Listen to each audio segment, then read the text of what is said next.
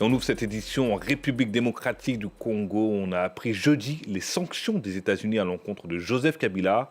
Il est accusé par Washington de semer l'instabilité dans son pays en soutenant le groupe armé AFC M23. En septembre 2025, l'ancien président congolais avait été condamné à mort par contumace dans son pays pour complicité justement avec le M23. Les explications d'Aurélie Bazaraki-Bangoula à Kinshasa. Washington estime que Joseph Kabila a l'intention de déstabiliser le gouvernement de la République démocratique du Congo en soutenant les rebelles de l'AFC M23. Le Trésor américain évoque un soutien financier, mais aussi des encouragements de Joseph Kabila aux troupes de l'armée congolaise à faire défaction pour rejoindre la rébellion.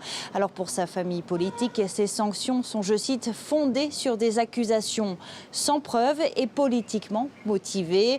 Le PPRD rappelle que Washington et Kinshasa ont signé un partenariat économique qui prévoit un accès préférentiel aux projets miniers pour les entreprises américaines. Le gouvernement américain est en train de chercher les richesses du pays. Il est en pourparlers avec le gouvernement congolais. Tout aujourd'hui est boutiqué à leur niveau. Ils veulent faire plaisir au gouvernement congolais qui a tout donné à l'administration américaine, mais nous nous posons des questions. Est-ce que réellement ces sanctions sont de nature à contribuer à la paix recherchée par les Congolais aujourd'hui? Tous les opposants, toutes les forces politiques et sociales de la République démocratique du Congo cherchent la paix.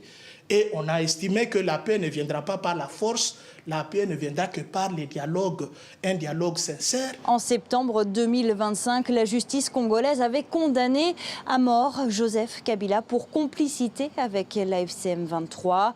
Dans un communiqué, le gouvernement salue les sanctions américaines contre l'ancien président et évoque, je cite, des mesures dissuasives contre les complices de l'instabilité dans le pays.